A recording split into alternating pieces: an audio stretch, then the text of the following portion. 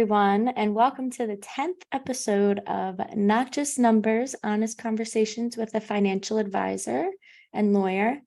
I am Madison Demora, and I am here with Mike Gary. Mike is the financial advisor and CFP and the founder and CEO of Yardley Wealth Management. He is also an estate planning lawyer, and his law firm is Yardley Estate Planning, LLC. Hey, Mike. Hey, Maddie. How are you? I'm awesome, Mike. Thank you for asking. So, Mike, I'm guessing you took issue with some things in the article you shared. Where would you like to start? Maddie, it's like after 5 years, you're starting to know me.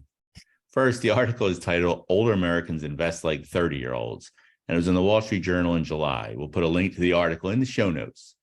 In the article, they noted that nearly half of Vanguard 401k investors over 55 held more than 70% of their portfolio in stocks.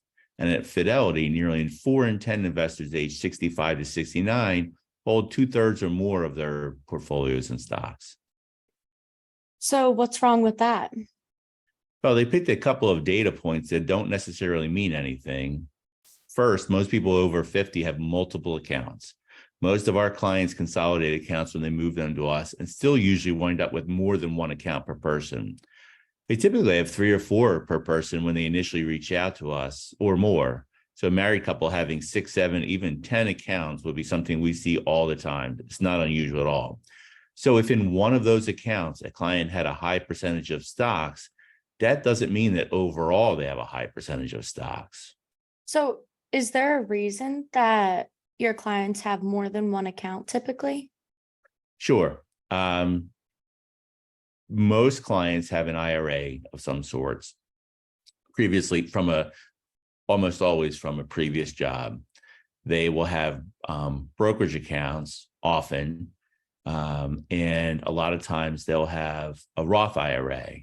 And so, there's 3 different accounts, there's 3 different tax types that go with those accounts. And we will, for most people, try to consolidate to having one of each of those types if they have them, right? So a lot of clients only have an IRA, which is a rollover from a 401k. But some people who were able to save in a Roth will have that. And then other people will start to have brokerage accounts. Usually brokerage accounts, people start them, when they're closer to my age, when they stop paying for kids and things like that. Or if they're real high earners, they'll start brokerage accounts earlier, but they're less common than the other 2 account types. But when we initially meet people, they might have those different accounts, but then they also might have 401k from 1, 2, 3, 5 previous jobs, or 403b from previous jobs. They might have multiple bank accounts with bank CDs in them, or just savings. It's not uncommon at all to see so many multiple accounts. In fact, one of the things that we do, Karen here in the office, when people start with us and they upload all their statements, and so we see what their accounts are, she will create a map to show the consolidation of accounts from, say, 5 IRAs to 1, 2 Roth IRAs to 1, and then like multiple savings and investment brokerage accounts into 1. And then that could be for, both clients in a couple. Maybe they'll just wind up with a joint brokerage, or they'll each have a brokerage. But yeah, ordinarily, people will come down to 1 to 6 accounts instead of having like 10 or more. But that's a great question. Yeah, I think, so it's more organized. Yes, it's much more organized. Mm-hmm. People aren't doing anything wrong. They just leave a job. They're not sure whether to roll over the 401k and consolidate it. They're not sure what to do. And I mean, that's why we have this job, right? To help people with it. Yep. But what happens is it happens over time, and it's slow. And so people don't realize it. So by the time they reach out to us, it's partially because they want to make sure they're prepared for retirement a lot of times. But then also because it's become unmanageable. If you have stocks, bonds, cash, CDs, real estate funds in 10 different accounts, and you don't have software specifically to help manage that, it can become a time-consuming chore to try to figure that out, or as we see a lot of times, people just give up and then just keep things how they are, and then that leads to sometimes not the best results, right? Like, it is better to have a plan and try to figure out what you're going to do rather than just let things go. Yeah, absolutely. And so I think ordinarily people will get to the point where, like, okay, I need to do something about this. Yeah. I need to take control. And that's when they reach out. That's Yeah. a great question, Maddie. Yeah. It's really good. So going back, you said people typically roll their 401ks into rollover IRAs, you said, right? Yes. So when do people typically start to do that? So you could do it when you're 22 and you leave your Yeah. first job, but people typically start to do that once they either once they have an idea of, they know what they want to do and they'll consolidate, or when preparing for retirement and start to think about the various things that they have and trying to come up with a plan for those things to make sure that they really will have enough for retirement, to meet their monthly annual needs. All right. Makes a lot of sense. So going back to the article. So one of the things what I had said is if if somebody has 10 accounts and somebody has in one of those accounts, they have a lot of stock or a high percentage of stocks, that doesn't necessarily mean that overall they have a high percentage of stocks, right? They could have we often see people with a lot, 50, 100, hundreds of thousands of dollars in cash savings, so they're not sure what to do with it. They might have bonds, like government bonds somewhere else. They might have other types of bonds. They might look at that Vanguard fund like, hey, we've heard how good the S&P 500 or the total stock market index is from Vanguard for the last 40 years. So maybe they think, well, that's where they're going to hold their stocks. So just because somebody did a research and pulled this data point out doesn't necessarily mean that people are investing like that. They could be, but it doesn't necessarily mean that. Right. Yeah, that makes a lot of sense.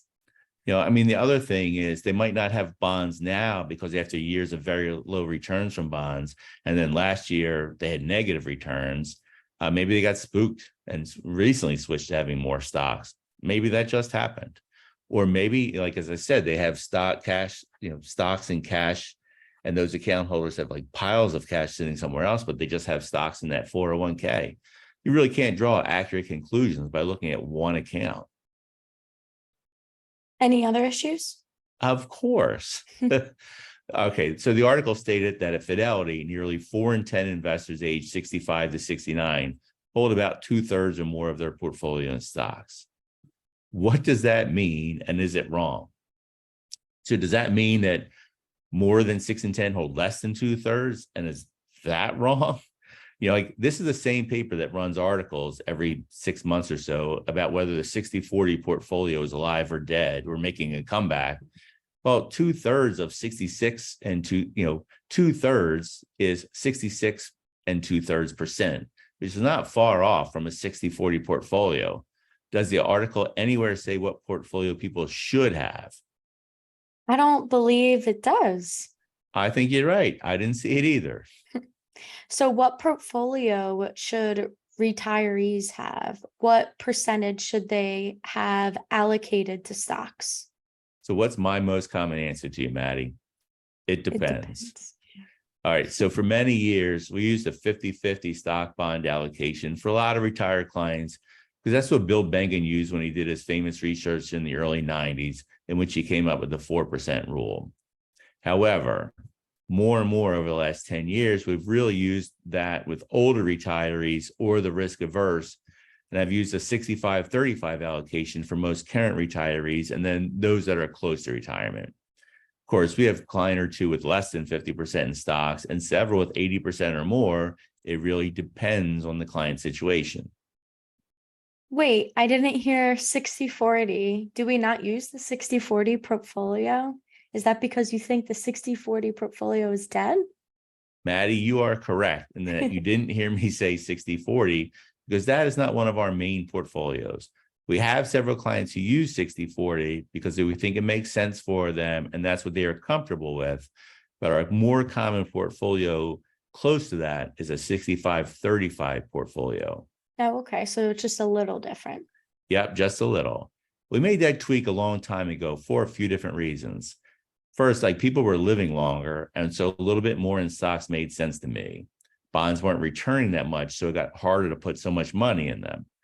Finally, the bond funds we use are lower risk than the bond market as a whole. So I felt like we could increase the risk from the stock part by a little and get a little bit more return from the same basic risk as a traditional 60-40 allocation. The reality is that going from 60% to 65% stocks doesn't make that big of a difference. We were just trying to improve the margins at the margins. Okay. So any other issues with this article? Just a couple. They don't speak with any financial advisors, and the experts they spoke to don't say at all what they think is an appropriate portfolio would be for a retiree. They do speak to several people who invest on their own, who hold mostly stocks, but they don't really go into their circumstances so much, so it's hard to tell if it's appropriate. I guess the piece is mostly about how people feel about investing. It's not like a scientific article, so in that sense, it's okay. But the title, which reads that they're investing like 30-year-olds, seem to suggest that they're wrong. Okay. So I think my next question would be, is there anything you do like about this article? Yes. The fact that more and more people are beginning to accept the fact that owning more stocks for the long run is the right idea. Now, I just wish they didn't hold so many individual stocks, because I don't think people really appreciate the risk-reward trade-off involved. When Jeremy Siegel wrote that book, Stocks for the Long Run, which if you haven't read it, you should read it and then reread it.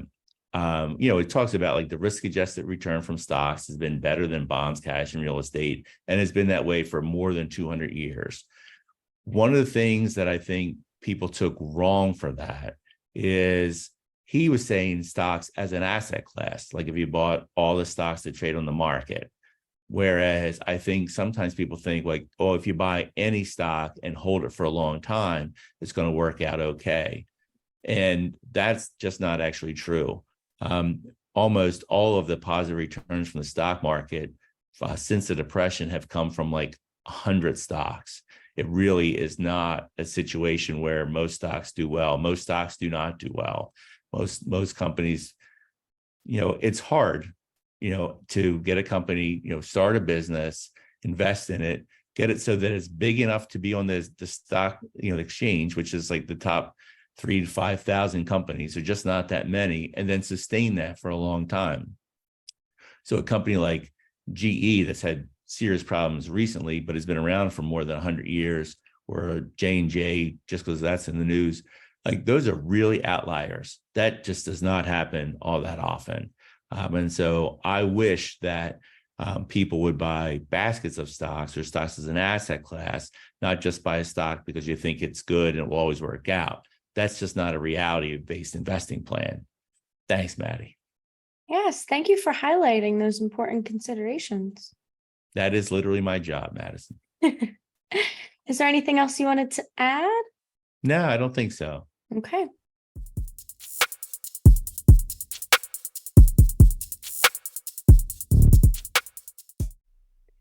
We are joined here today with Sandy Smith. Sandy is the CEO of Smith Publicity. Sandy, would you like to explain to our listeners what Smith Publicity is and how it came about? A little background? Absolutely. Thanks for having me here. Smith Publicity, it's a great company to talk about because it's a field that not many people know exists, but when they do, they get fairly excited and animated. So what we do is help authors create awareness for their books. So whether it's someone like the Pope, yes, we've worked with the Pope, or even someone like Mike Gary, we help authors build their audience, create awareness about their work and their messages. Some people really want to sell books. Other people, their goals might be, yes, book sales are great, but they have a passion for a topic, or they are an expert in their field and they want to continue to grow their network and grow their influence and thought leadership. And of course, we work with novelists, and they want to tell their story and really book sales are the most important for them. But yes, so we help authors get media attention for their book, and this could be in the form of a book review.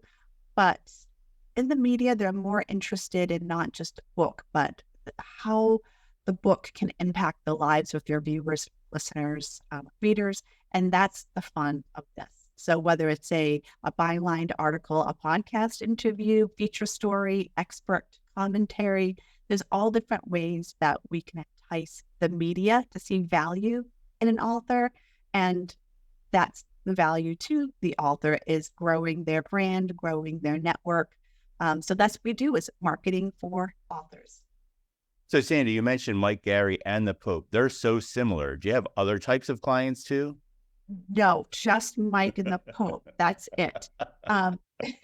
Just two. That's all we need. The two most famous people in the world. So we have, you name a genre, we have worked with it. The only genre we stay away from is poetry. And although we still have had some poetry books, but we work with children's books, novels, memoirs. I would say the majority of our authors are nonfiction authors, because they typically have a little bit more of a brand that they're building and a long-term strategy, where the book is just one small part of their entire marketing program.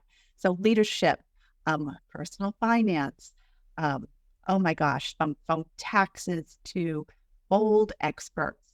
We have a lot of DE&I books, women's leadership. I'm just trying to think of political books, history books. So you name the genre, we have worked with them. How did you get started in it? Well, my now husband started the business in 1997, and he was a frustrated worker bee at actually Rider University over in New Jersey. And he was going home at lunchtime.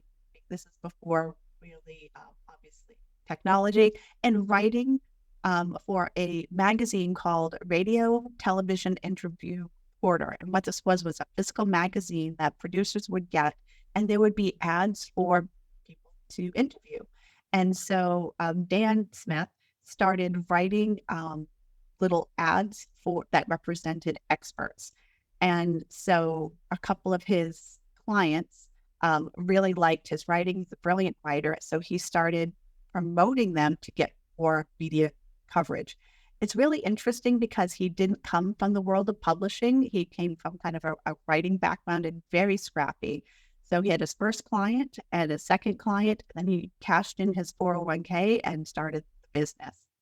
I came into the picture in 2005, and there were, I think, one full-time person and an intern.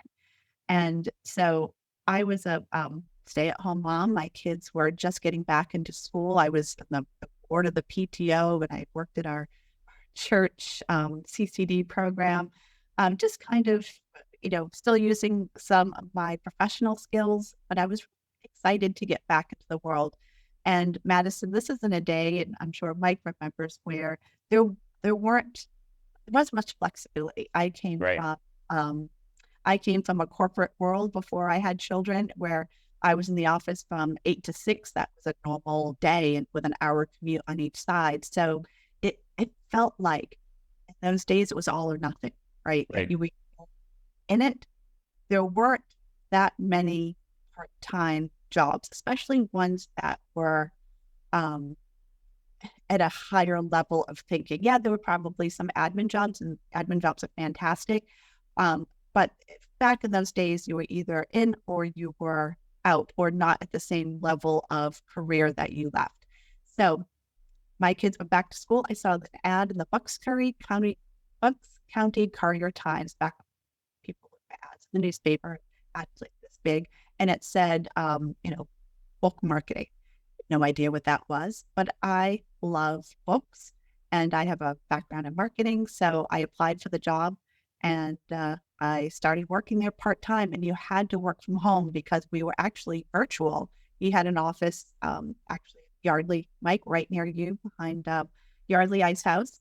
And that appealed to me because my kids were very young, and their dad was traveling all the time with his work closest relatives 300 miles away, so I didn't have a ton of family support. So it was a great way for me to get back into the workforce in a very different, related but different industry. And it was fantastic because I got to meet these authors. But what was more interesting even than the authors was I could see Dan's process. He was a brilliant writer.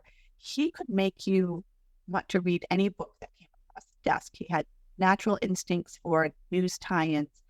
But what I saw was opportunity to scale the business, to replicate a process so that we could be more efficient and scale. So then so I could whisper in his ear and say, "Hey, try this with your trade show." Because I did a ton of trade shows before and really came at it a bit more strategically, and took over kind of business development and hiring more publicists and said, "Okay, if we do this, we can pay them this." And then we went from 2 publicists to 5 to 10 to 15, and now we're at about 30 people on our team.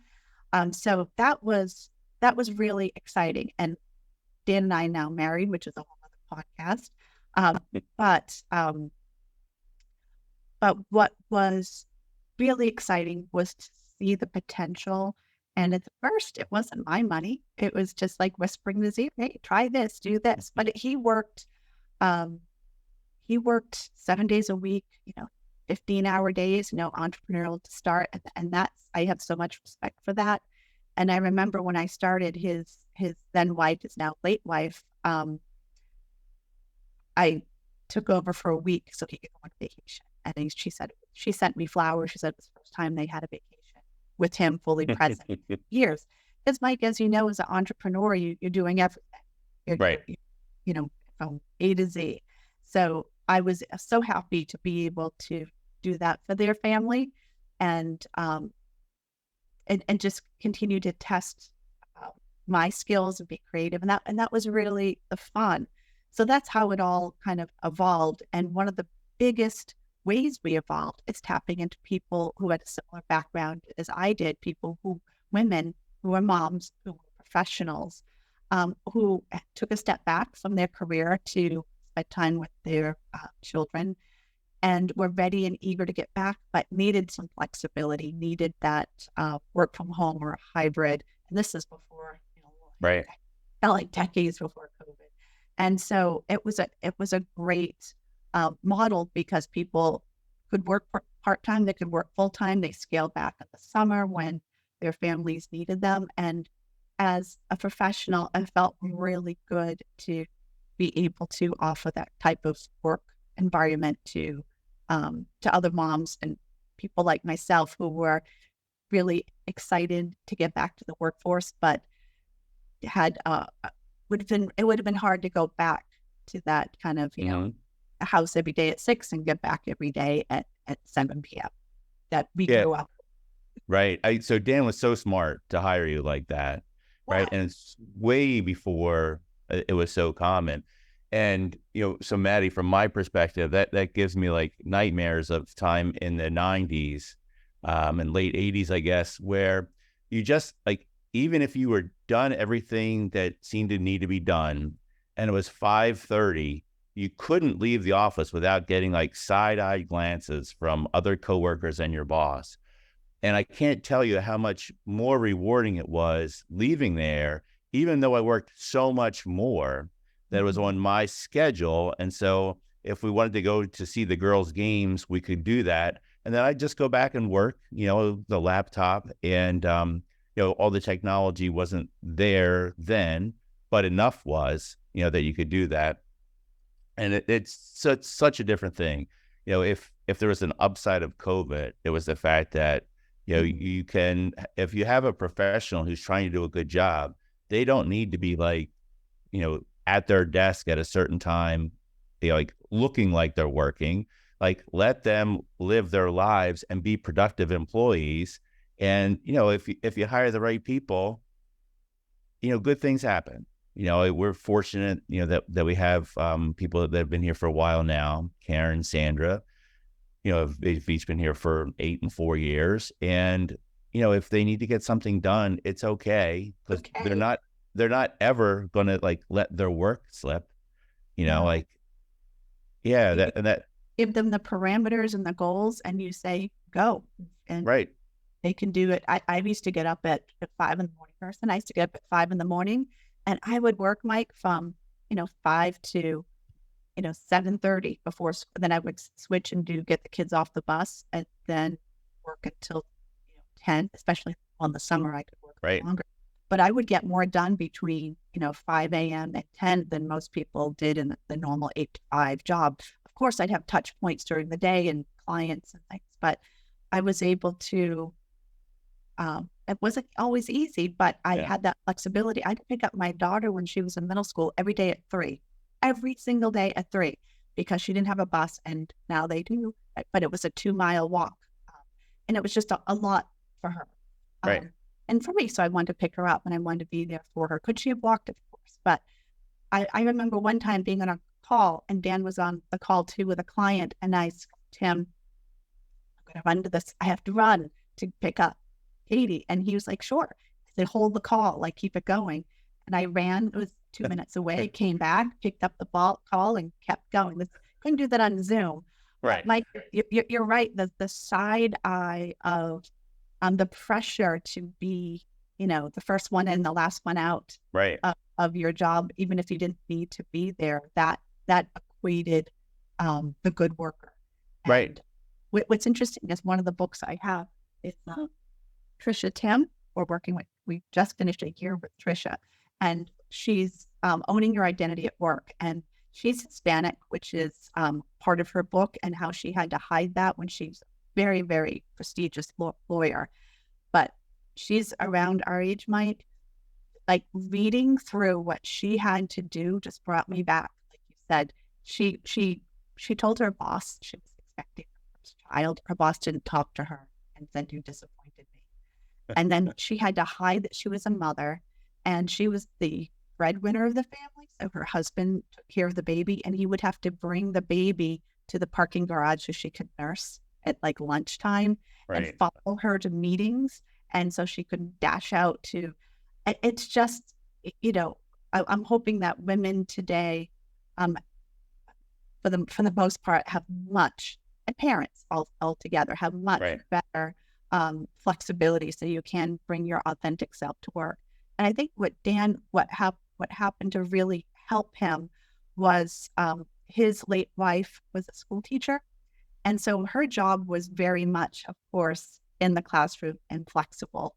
So they had 2 children, and he was the one who would go to the poetry reading at school. He was Right. the one the school nurse would call that he had to drop everything and go. The child was sick. It was him that had the flexibility Right. to be able to do that. So I think that allowed me to share more of my day-to-day. You got to be professional about it. You don't want to say like, Sure. oh, I'm doing mommy and me yoga again at 10 every day when talking to clients. So there's some Right.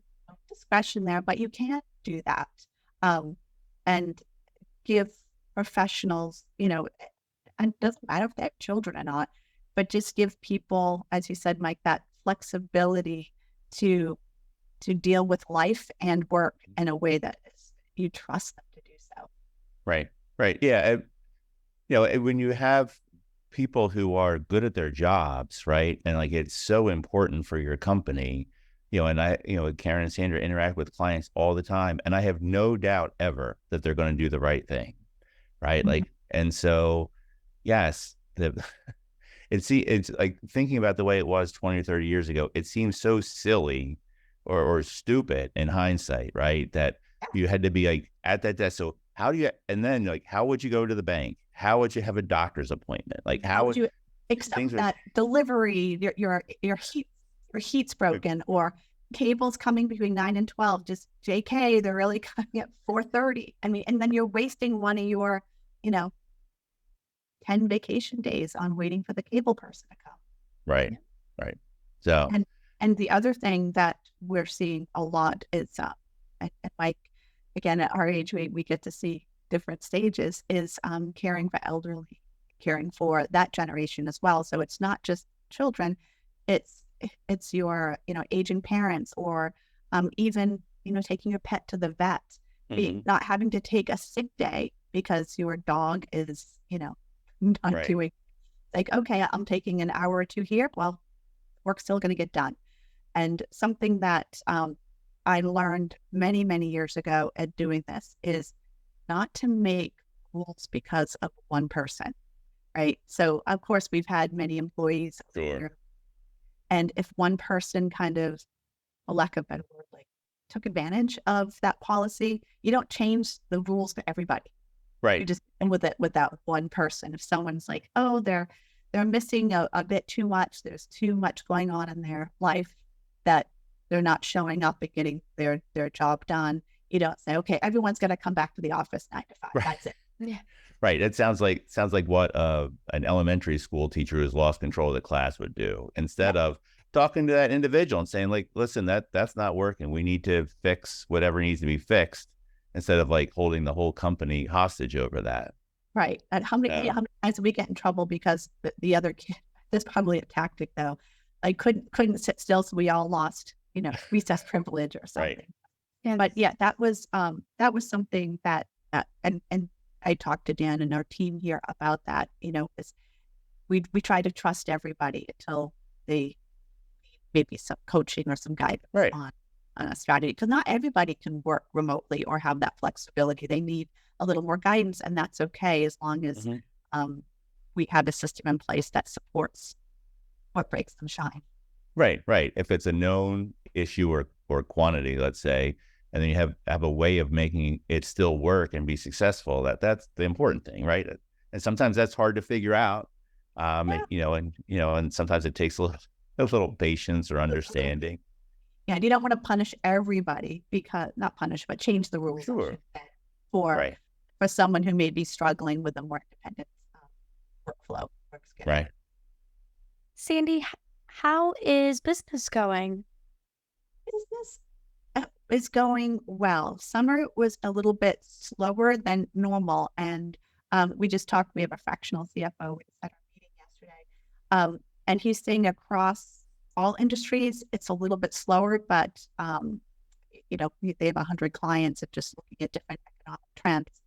But the clients that we have are staying with us longer, and so our falls are busy season. So we typically are like running around with our heads cut off in the fall.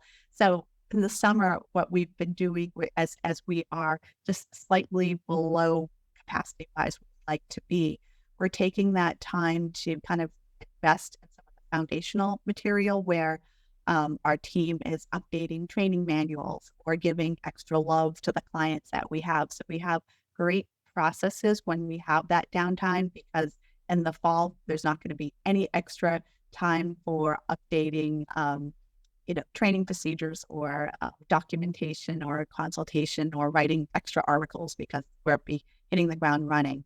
With COVID and the year after, what we did is get more creative with different packages for our authors. And so we did well through COVID, and even 2021, 2022, we really grew. And what was exciting in 2021, well, all the new books that were published because people had time to write during COVID. So that was kind of exciting. But business is going well, and I think in part we have developed a different path in our company, and very intentionally so in the past few years, where when we needed new people, we needed new talent, we're growing, we would often hire from the outside. Of course, we would look at different book publicists, marketing experts, bring them in, kind of mold them. And what we're doing now, and it's working so well, is we have a really nice intern to publicity coordinator to associate publicist role. And what that does is it's allowing us to really grow and find talent at a new stage in their career, and give support to the people who are been here for 10, 15, 20 years. And so it's been a really nice flow to see the energy, the friendships, and the bonds of the new talent that's coming in. I'm learning so much from them and all different aspects of life. So we've got a vibrant team of new professionals, and that has really helped our business because we're able to give support to the people who have been at it for a bit, but also we're pulling up and developing talent, and it's personally rewarding as well for me, but for them to see them grow and help them with a path for skills. Yeah. So my next question was about how did the pandemic affect your business? But you kind of answered that. You said a lot of authors had time to write, and that's awesome. Yeah, and the one good thing about the pandemic, I know, I hate to say that because it was tragic for so many people, Right. is from a business perspective, TV really changed, and we were able to do Zoom interviews. So that allowed, in my opinion, the news world to draw from talent that wasn't necessarily in the major cities, right? So New York obviously is a big place with the morning TV shows and news TV shows.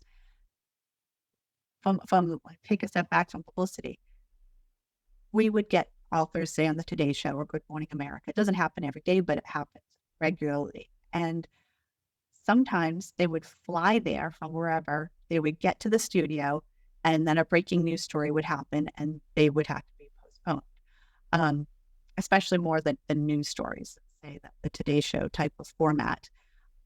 And then the producers, they wouldn't want to take a chance of they don't want to disappoint people. And sometimes they pay, sometimes they don't for the guests to come out.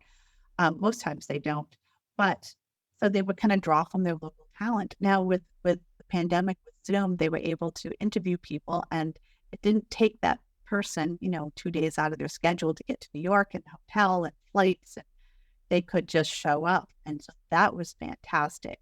Sadly, it's getting a little bit back to in person with television, but that was great for quite a while. We were able to have clients in Topeka, Kansas be on national news very, very easily, or international clients. And that still is happening. The other positive impact from the different work styles and the media is we used to send out hundreds of books a day for review. Send me a copy of the book. Let me see it. And people working from home didn't want to give out their personal addresses, of course. So sending a PDF of the book safely became the norm. And that saved an enormous amount of money for the authors and postage and immediacy. Right then and there. So that shifted our business a little bit for the positive. It's interesting to me, the things that had to be a certain way. And then when there's a big change like the pandemic, all of a sudden oh, it doesn't actually have to be that way. I can get a PDF of that book instead of taking, the time and the postage and the physical copy of the book. Sandy, what do you like best about what you're doing? What I like best, talking to people like Mike. I get to talk to some amazing professionals. And it is not so much that they're accomplished, and many are. It's hearing about their lives and their stories, and why they chose to write a book at this stage in their career. It's just the journeys that people have had in their life. So I feel like I'm at a one-on-one cocktail, and really diving into who they are. And the favorite part is when I talk to someone who we're trying to see if we're a good fit for each other. And I do at least an hour research before I get on the call. And I'll start asking them about questions in their background. And they're just like, I can't believe you did this, took this time. Well, I really want to get to know you. And sometimes we don't even talk about their book. We just talk personal. And then it goes into their goals. And that's the fun for me, is kind of getting them to smile. And we find that kind of nugget of a conversation point that kind of builds that human connection.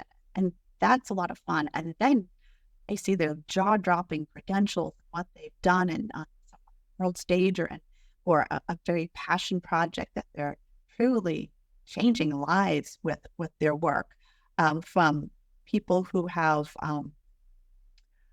have changed the lives in Haiti through a kind of a micro financing of teaching women how to start a business with $25, and the lives that they've impacted. Someone like that to a true, Harvard scholar who is changing the way that businesses are accounting for human capital. And when this person talks, the entire world changes and in his slice of the world. So another one is talking to a woman who helps children who age out of the foster system.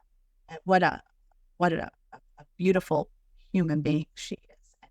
And we got her so much great media that Russell Brand, I don't think he's as big now, sorry, Russell, as he was, but took on her charity and got these household names to really, and she was just a regular person who came out of the foster system herself, had adopted, I think, at least 10 children, and really put her money where her mouth was in terms of making a difference. So Madison, that gets me out of bed in the morning to be able to, I never know where the day is going to go. Yesterday, working with one of the creators of Blue's Clues, and to talk to this woman who did Danielle Tiger with Blue's Clues. I met with her in New York in April. Like, how cool is that to be able to? Yeah. That's very cool. And to see, like, how did you start and what are you doing now? And tell me about your book. And she was like super normal and smart and engaging, someone you just want to spend time with. And it's like, so that's a great part of what makes me get up in the morning. And of course, the other part is the people here at Smith. And my daughter stopped by recently, and she said, "I don't know how you get any work done. Everyone here is so great." And I said, "I know, because we just have like all these side conversations." And but my favorite thing is when I hear all the people outside my office laughing. I love to hear the laughing. Maybe not right now as we're recording, but I love to hear the bonding, the work friendships that have evolved. Madison is something that makes me love this job. Being able to bring these people together who I hope will be in their each other's lives for the rest of their life. I think that's what's so interesting is like you never know where your day's going to go. You never know who you're going to meet. You never know what new information you're going to learn. I think that's amazing. Yeah. Yes. Exactly. No 2 days are alike. I like that. Yeah. With all the success you've achieved, what's the biggest challenge you're facing or have faced? The biggest challenge is, I alluded to it earlier, is, okay, we've grown, we've got great people. What's next? Where do you invest? Where should we invest our time? How do you do this? I've never done this before. If we want to on a marketing website company, because most of our authors need that kind of help where they're doing social media, website development, we refer it out. Should we have our own company? I don't know. If we do that, do we acquire? How do you do that? Or do you hire some people who've done this and build the work, build the clients, so for like those kind of questions? It's exciting, but that's kind of what's next. The other thing is, again, we're about 30 people. We don't need an HR company. I mean, HR person, but boy, do we need HR skills. So we have, we just found last year a really good company that does offer us help. We have questions and make sure that we're legally doing everything right. That's a full-time job, is the legal side of employees and keeping track of all the things we're supposed to keep track of. So that was exciting. The same thing for the CFO. We don't need a full-time CFO, but boy, we need that guy. So we found that. One thing, but still on our list, is IT help. Where we, I'm sure that we can be doing things better, safer, more efficiently. So, but we don't need a full-time IT department. So those kinds of things. And I know from our CFO that it's a very common challenge, is we need to invest in these systems before we can really justify investing in them, but that's going to give us the foundation to that grow. But it's those things, Madison. It's the challenges that what do we want? What do we want to be in 5 years from now, and 10 years from now? And then, And there's always other challenges, and those things that you talk about, like what lines of business, or then what do you need to have in that company or outsource, and then, taking care of the vendors that you outsource to, or that do different things. All right. So if you could be remembered for one thing, what would it be? having lights that fail. I could be remembered for one thing. It would be hopefully as a mom who really enjoyed her kids, and that they know how much they mean to me, and I hope that I gave them a good life. That's really what I have to be known for. And there's a quote, Mike. I don't know. I can't remember who said it. It might have been. I think it's a financial guy who said, "You're successful in life when like your adult kids like you," type of thing. But last night, I hit a bucket list for my son, and I was so excited to be part of it, and that he chose me to go with him. But Mike, we went to see Messi play. Oh, cool. That's so cool. Yeah, and my son's a big soccer fan, football fan. Followed Messi at the whole World Cup this year, and he's had all the jerseys from all the different teams through the years. Messi, what I love about Messi is not only is a phenomenal athlete, but he sounds like, from what we can tell from the outside, a really good person, good dad, a good husband, a good to his teammates, like just one of those, like a good guy. And so he came, I don't know if you know, he came to Miami, and it's really kind of interesting, and financially for him, he gave up, I think, almost $1 billion contract in Qatar or something like that, somewhere in the Middle East. And so he came here, and he's building up this franchise where someone said last night that the Miami franchise went from a $25 million value to $625 million value with signed on. And so he's playing in Philly, and we got tickets, and Eric chose me to go with him. Wow. And instead of like a friend or someone who actually watches soccer routinely.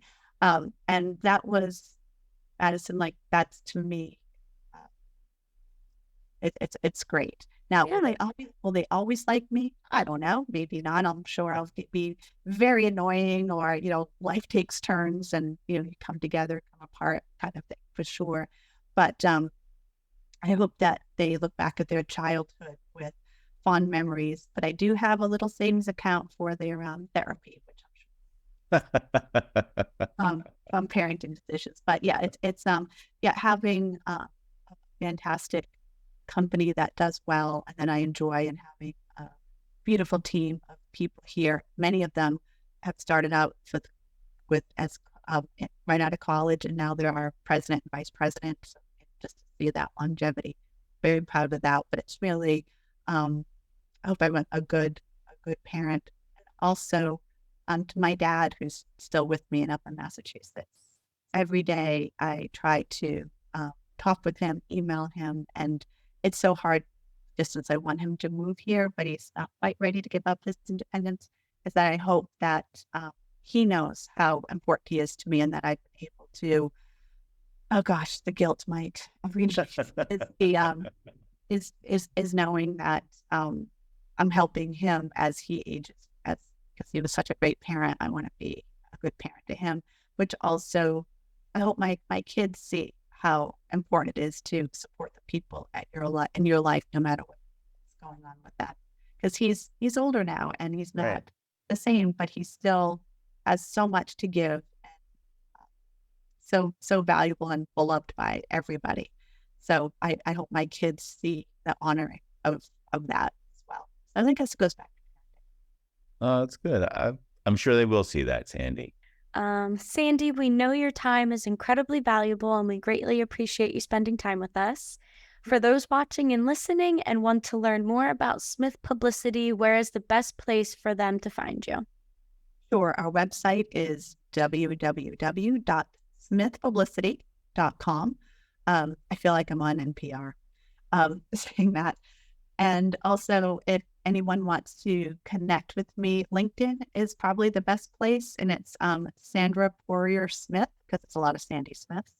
You can see that on LinkedIn, Smith Publicity. You'll be able to find me. I try to post there regularly some ideas on the world of book publicity. We also have at Smith, you'll see our newsletter.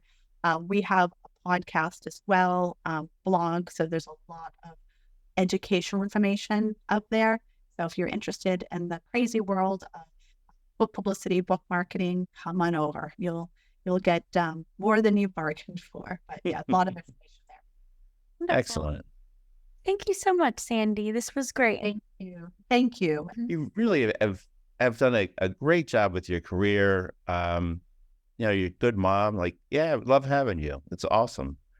Oh, Sandy, thank you so much. This has been great. Really enjoyed this time.